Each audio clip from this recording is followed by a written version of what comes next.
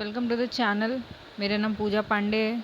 मैंने environmental science से NTA net और महाराष्ट्र सेट एग्ज़ाम क्लियर किया है। मेरे चैनल एनटीए नेट के प्रिपरेशन के लिए है for paper 1 and paper 2 environmental science.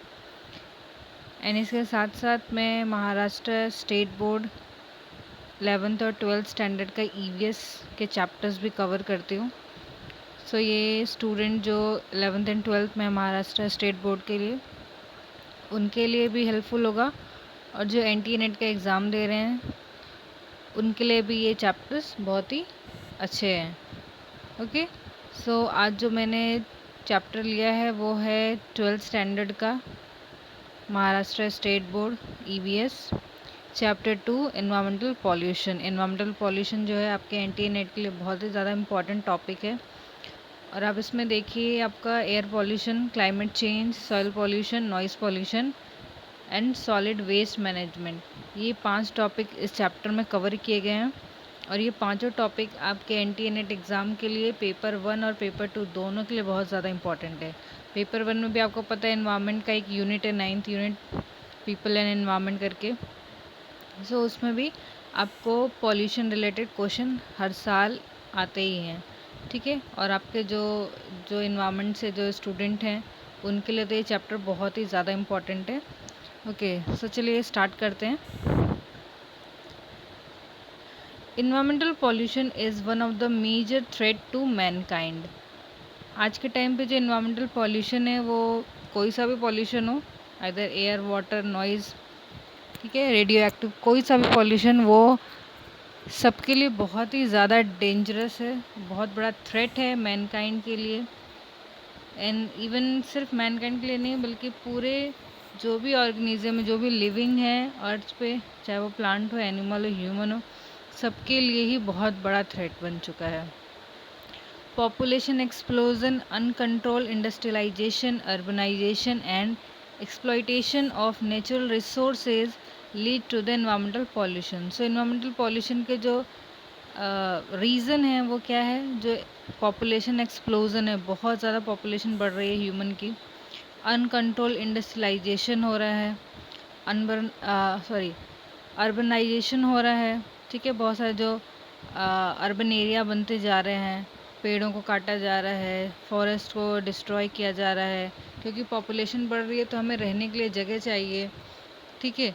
सो इसके लिए क्या हो रहा है, बहुत ही ज़्यादा अर्बनाइजेशन हो रहा है।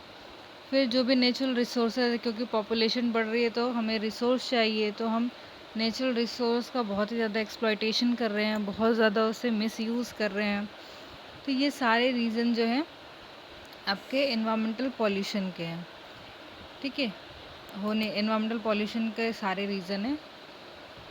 The serious ecological imbalance is due to environmental pollution। जो भी इकोलॉजिकल इम्बैलेंस हो रहा है, ठीक है, आप देखिए इकोलॉजिकल में आपका मैं जैसे कि बहुत ज़्यादा गर्मी हो रही है, बहुत ज़्यादा ठंडी हो रही है, बहुत ज़्यादा बारिश हो रही है, हर साल आपको देखिए फ्लड आ जाता है जहाँ भी थोड़ी सी बारिश होती है।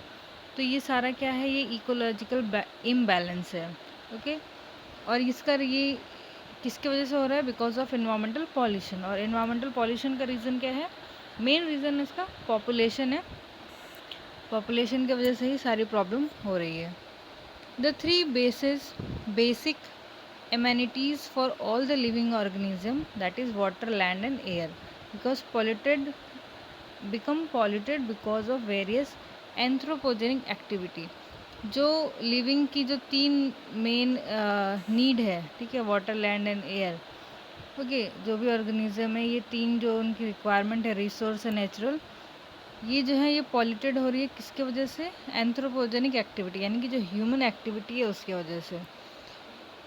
Pollution can be defined as, pollution का डेफिनेशन, ये एक इम्पॉर्टेंट, आप पॉल्यूशन का डेफिनेशन याद रखिए, क्योंकि कभी कभी ये डेफिनेशन भी एग्ज़ाम में आता है। आपको 3-4 तरीके के डेफिनेशन दिए रहेंगे ऑप्शन में, और आपको चूज़ करना होगा कौन सा सही ऑप्शन है। तो आप एक बार ये सारी चीज़ें ज़रूर देखिएगा। ओके, सो देखते हैं पॉल्यूशन का डेफिनेशन क्या है। An undesirable change in the physical, chemical, or biological characteristic of air, water, and soil that may harmful affect life or create a potential health hazard for any living organism. So undesirable change in the मतलब कि किसी भी तरीके का जो change आता है undesirable मतलब जिसकी ज़रूरत नहीं है ऐसी चेंज आए, ठीक है। और जो एयर वाटर और सॉइल का जो कैरेक्टर है, चाहे वो फिज़िकल कैरेक्टर हो, चाहे उसका केमिकल कैरेक्टर हो या फिर बायोलॉजिकल कैरेक्टर हो, किसी भी तरीके से अनडिज़ायरेबल चेंज हो इनके कैरेक्टर में और उसके वजह से कोई हार्मफुल इफ़ेक्ट पड़ता है लिविंग पे या लिविंग के हेल्थ पे किसी भी तरीके का कुछ नेगेटिव इफ़ेक्ट पड़ता है, तो हम उसे पॉल्यूशन बोलेंगे, ठीक है। नेक्स्ट देखिए, do you know a new report by the World Health Organization WHO reveals that 24% of the global disease and 23% of all deaths are caused by environmental exposure. Many of these can be prevented by better environmental management. Four diseases most influenced by poor environment are diarrhea, respiratory infection, unintentional injuries, and malaria. An agent which cause pollution is termed as pollutant. Pollutant can be defined as any solid, liquid, or gaseous substance present in such a concentration which may be or may tend to be injurious to the environment. Okay, so सबसे पहले जो WHO ने एक report दिया है जिसमें ये बोला गया है कि जो वर्ल्ड का 24% जो डिज़ीज़ है और 23% जो है डेथ कॉज हो रहा है वो इन्वामेंटल एक्सप्लोजर की वजह से हो रहा है। तो आप सोच सकते हैं कि ये कितना बड़ा थ्रेट है पूरे वर्ल्ड के लिए, ठीक है।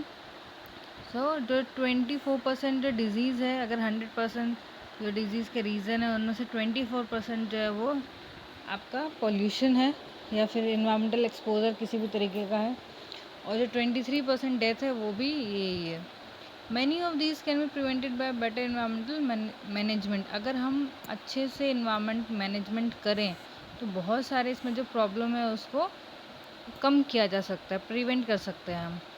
4 disease most influence by poor environment. तो इसमें कुछ 4 रीज़न दिए हैं, ये आपको नाम याद रखना है, कभी कभी ऐसे क्वेश्चन आते हैं।